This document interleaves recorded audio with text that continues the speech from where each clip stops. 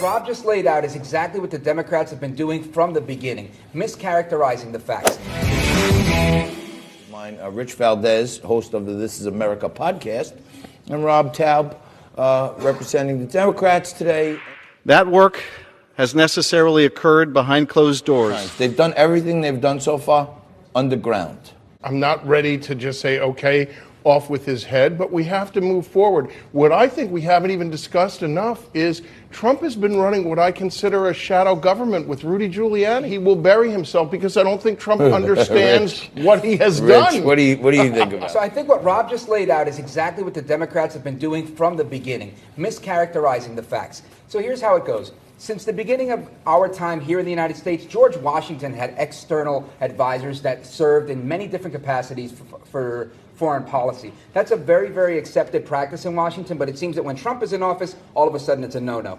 That's number one. Number two, the real story here is Adam Schiff, who's impugned his reputation by lying, saying, I never dealt with the whistleblower. I had nothing to do with them. Meanwhile, we know he did. He coached them. He did these things and then afterwards hired these NSC staffers who are now staffers on the Intelligence Committee. This whole thing stinks to high heaven of a very perfunctory witch hunt, and that's what I think the American people are going to see. You know, if Robert Mueller was half as articulate as Rich and as Frank Morano, who speak so beautifully and articulately, Trump would have been gone already. So bad performance art. Bad performance art. These guys should be working for Trump. I don't want to steal them away from you, John, but the Democrat complimented the Republican. Yes.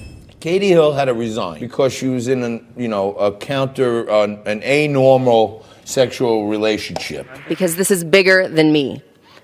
I am leaving now because of a double standard. I think she hit the nail on the head when she said this is bigger than her. It's her lover A, lover B, and her husband. And she said it's a double standard. I would venture to say it's a triple standard or a thruple standard.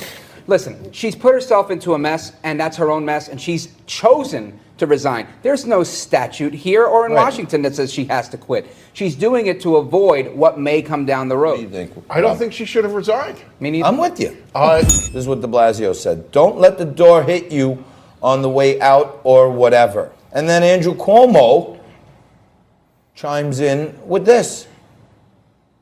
I have never seen so many homeless people sleeping in the streets. Well, you know, what you just mentioned, I think, is really the crux of the issue here. You have these guys that lean to the left, and they're so far to the left that they're promoting these socialist policies that are truly bankrupting the state and the city, putting people out on the street. These guys are a disgrace to New York and a disgrace to America.